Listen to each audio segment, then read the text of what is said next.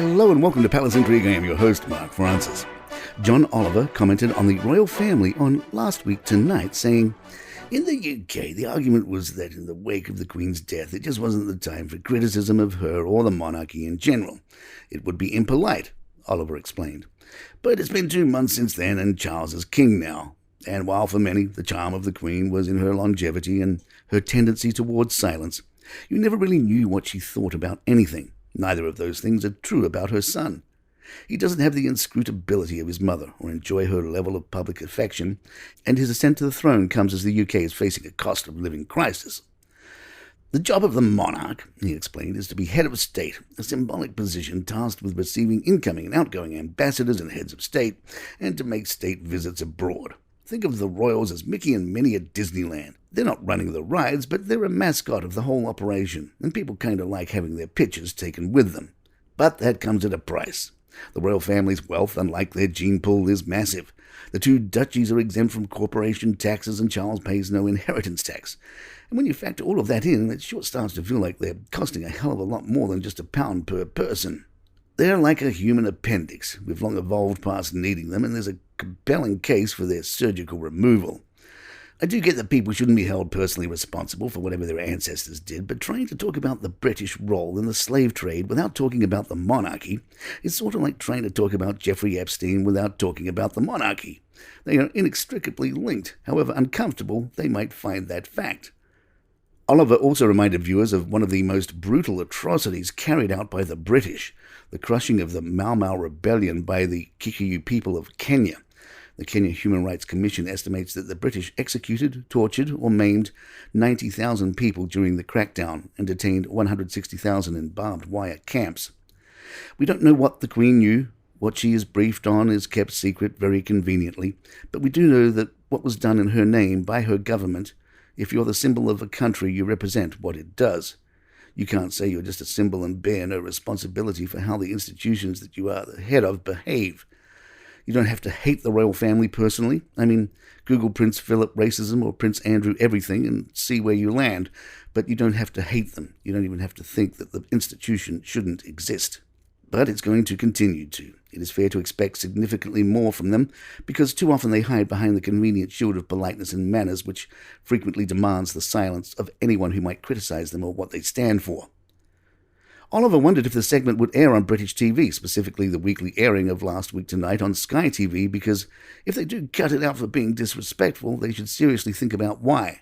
Why they and everyone else are working so hard not to offend a family whose name was branded into people's skin during the slave trade and who sit atop a pile of stolen wealth wearing crowns adorned with other countries' treasures.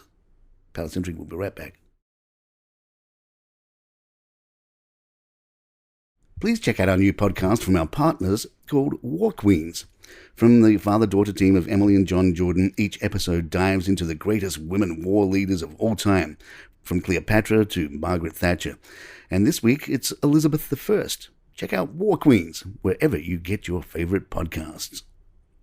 Per the BBC, King Charles has begun the process of increasing the number of royals who can stand in the monarch for official duties, proposing Princess Anne and Prince Edward as additions. On Tuesday, the House of Commons gave it approval, paving the way for legislation, a Councillors of State bill which would allow the addition of Princess Anne, the Princess Royal, and Prince Edward, the Earl of Wessex, as extra substitutes. This fast-tracked move in Parliament is intended to resolve an awkward constitutional problem about who could deputise for the King if he was overseas or unwell and could not carry out his duties as head of state. At present, 2 of the 5 eligible to act as councillors are effectively ruled out. They are Prince Andrew and Prince Harry, and if you listen to this podcast, you know why. Rather than remove them from the list of councillors of state, the proposal is to widen the pool of eligible royals so that the availability of Prince Andrew and Prince Harry would cease to be an issue. Councillors can carry out official duties which could include the state opening of Parliament, signing documents, receiving ambassadors, or attending Privy Council meetings, if the monarch is temporarily ill or abroad. It is expected that the King and Queen and the Prince and Princess of Wales could be undertaking overseas visits next year, so councillors could be a necessity when they are away.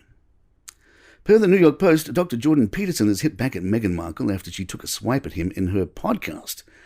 Last month, Meghan took a swipe at Peterson on her podcast Archetypes over his use of the word crazy.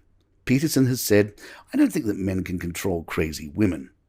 During an interview with Piers Morgan Uncensored, Peterson was asked how he felt about appearing on the Duchess's podcast as a villain. Peterson told Morgan, "Her voice drips with the same falsehood that the voice of Kamala Harris drips with. It's this sanctimonious, faux, compassionate talking down to her audience.